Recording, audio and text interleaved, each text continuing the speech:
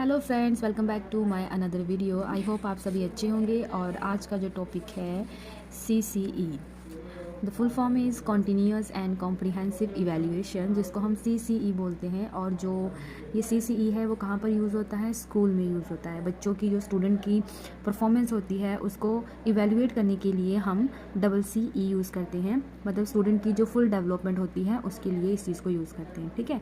According to CBSE 2010 के according जो CCE है वो है एक ऐसे सिस्टम, मतलब स्कूल बेस्ड इवेल्यूएशन किसकी? स्टूडेंट्स की, जिसमें आपके स्टूडेंट के सारे जो भी स्टूडेंट की डेवलपमेंट है वो उसके अंदर इंक्लूड हो जाती है। तो इसी के साथ सबसे पहले तो हमें पता होना चाहिए मीनिंग ऑफ कॉन्टीन्यूस। कॉन्टीन्यूस क्या होता है?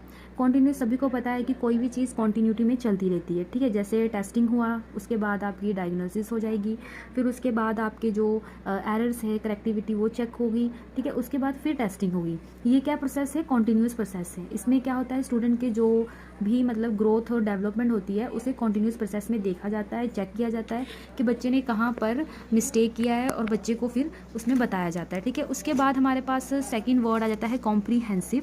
कॉम्प्रीहेंसिव का मतलब क्या होता है? जैसे हम पैसेज वगैरह रीड करते हैं, है ना, वो चीज़ें हो गई। तो कॉम्प्रीहेंसिव का मतलब होता है कि मान लो बच्चे को सोशलिस्टिक और को सोशलिस्टिक दोनों एस्पेक्ट से बच्चे की ग्रोथ और डेवलपमेंट को उसमें देखा जाता है। मतलब उसमें आपको एक पैराग्राफ देते हैं, जैसे पैसेज वगैरह मिलते हैं ना रीडिंग करने के लिए, और उसमें से क्वेश्चंस होते हैं और आपको उस पैसेज से आंसर को देखना होता है। तो उसमें बच्चे की एप्टीट्यूड को देखा जाता है, एबिलिटीज़ जो होती हैं उसकी, वो चीज़ देखी जाती है। ठीक है, कि बच्चा कितना उस चीज़ में से राइट कर पाता है, निकाल पाता है। ठीक है। उसके बाद हमारे पास आ जाता है आपके करेक्टरिस्टिक्स।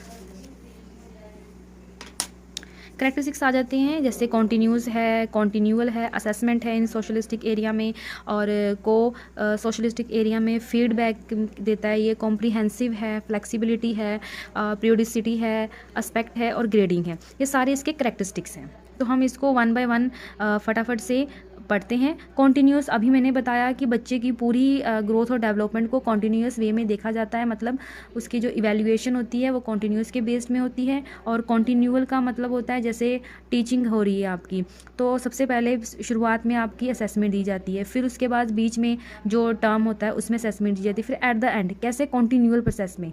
ठीक है। इसमें स्टूडेंट को स्टार्टिंग में ही इंस्ट्रक्शन दी जाती है कि कैसे आपकी जो इवैल्यूएशन है आपके परफॉर्मेंस के ऊपर बेस्ड होगी ड्यूरिंग द इंस्ट्रक्शन प्रोसेस। जैसे फॉर्मेटिव असेसमेंट होती है, पहले आपको सिलेबस बताया जाता है ना, फिर उसमें से आपको एक यूनिट करा के आफ्टर दैट उसका टेस्ट होता है, तो वो फॉर्मेटिव हो गया। उसी तरह कॉन्टीन्यूअल है। ठीक है। फिर उसके बाद आपका आ जाता है एस्पेक्ट्स। अब किस तरह की एस्पेक्ट्स की बात कर रहे हैं यहाँ पर हमारा CCE। एस्पेक्ट्स का मतलब क्या होता है बच्चे? एस्पेक्ट्स का मतलब होता है कि जिसमें कोई स्पेसिफिक एरिया हो। जैसे यहाँ पर आपको बताया गया है को सोशलिस्टिक एरिया हो सकती है, जैसे उसमें आपके लाइफ स्किल्स हो गई, करिकुलम एक्टिविटीज़ होगी, आपकी वैल्यूज़ फाइंड आउट करनी होगी, या एटीट्यूड्स हो गए, वो हो गए। ठीक है। फीडबैक तो सभी को पता है कि आफ्टर डैट जब सारी ये चीज़ें असेसमेंट, जब स्टूडेंट जो है अपनी परफॉर्मेंस परफॉर्म कर लेता है तो उसके बाद क्या मिलता है? उसको फीडबैक देना ही होता है। ठीक है। तो फीडबैक आपका कॉन्टीन्यूस प्रोसेस का ही पार्ट है। उसके बाद ये जो ग्रेडिंग है, ये भी ग्रेड्स अब तो ग्रेडिंग में आने लग गई है ना। CCE क्या करता है? सुजेस्ट करता है ग्रेडिंग सिस्टम को। ओके। तो उसी के साथ नेक्स्ट हमारे पास अब टॉपिक है इसका। नेक्स्ट है हमारा फंक्शन। CCE के क्या फंक्शन है, क्या काम है CCE के? तो यहाँ पर मीनिंग पूरी बता दी गई है। सबसे पहले ऑर्गेनाइज टीचिंग, मतलब हेल्प करता है in making teaching strategy. Second है रेगुलर असेसमेंट, जहाँ पर लर्नर के प्रोग्रेस की डिग्री को चेक किया जाता है। डायग्नल्स, जिसमें वीकनेस फाइंड आउट होती है, स्ट्रेंथ फाइंड आउट होती है। फीडबैक में, आइडेंटिफिकेशन में उसकी इंटरेस्ट, उसका एप्टीट्यूड वगैरह देखा जाता है। ये कॉन्टीन्यूस और कॉम्प्रिहेंसिव के बेस में इवैल्यूएट किया जाता है इस एरिया में। ठीक है। आइडेंटिफिकेशन, जिसमें कॉन्टीन्यूस और कॉम्प्रिहेंसिव इवैल्यूएशन जो है वो आइडेंटिफाई करता है कि उसका एप्टीट्यूड कितना है, उसका इंटरेस्ट कहाँ पर है, तो उसको आइडेंटिफाई करने के लिए, उसको चेंज करने के लिए इसमें हेल्प करता है। डिसीजन लेने में हेल्प करता है। क्यों? बच्चा जो भी डिसीजन वो अपने अकॉर्डिंग टू कोर्स, करियर कुछ भी चूज़ कर सकता है, अपने अकॉर्डिंग सब्जेक्ट, अपने अकॉर्डिंग कोई भी इंटरेस्ट जो भी उसका होगा। रिपोर्ट प्रोग्रेस में क्या होगा? उसका फ्यूचर देखा जाएगा। रिपोर्ट में क्या प्रोवाइड किया जाएगा? उसके रिपोर्ट्स कार्ड वगैरह जो देते हैं ना, वो प्रोवाइड किया, इसमें से उसका फ्यूचर का सक्सेस है या बच्चा नहीं है, लर्नर को प्रिडिक्ट करने के लिए हेल्प करता है। इसी के साथ एक छोटे टॉपिक है टाइम, टाइप्स ऑफ असेसमेंट, जो इसके अंदर इंक्लूड होता है कि टाइम और टाइप कौन कौन से हैं असेसमेंट के इन CCE में। तो टाइम के अकॉर्डिंग इसके 2 है। एक डेली बेसिस के अकॉर्डिंग असेसमेंट होती है, एक पीरियोडिक बेसिस के अकॉर्डिंग होती है।